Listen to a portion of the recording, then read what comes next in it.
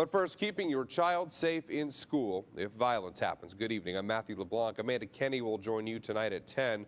A national school safety training brought that message to hundreds in College Station today as school violence remains on the forefront of both parents and educators' minds. We join KAGS HD News reporter Chris Costa in the studio. Chris, his message is that schools can keep children safe in a time of crisis. Matthew, schools extensively prepare for a fire or severe weather. The message today is that they also need to prepare for security threats.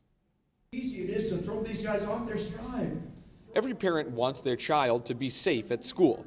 For Dave Grossman, he's made getting that message to educators his life. We teach stop, drop, and roll to kindergartners. We teach stranger danger to preschoolers. And we begin to realize that we've got to teach throw something and run to kids.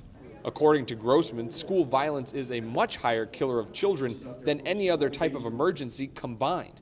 And he believes certain video games have a significant impact on children's tendencies to become violent.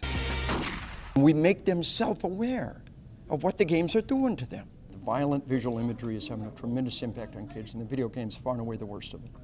Grossman goes across the country teaching educators and law enforcement preventative tactics to use before a violent situation arises, like at his conference today in College Station.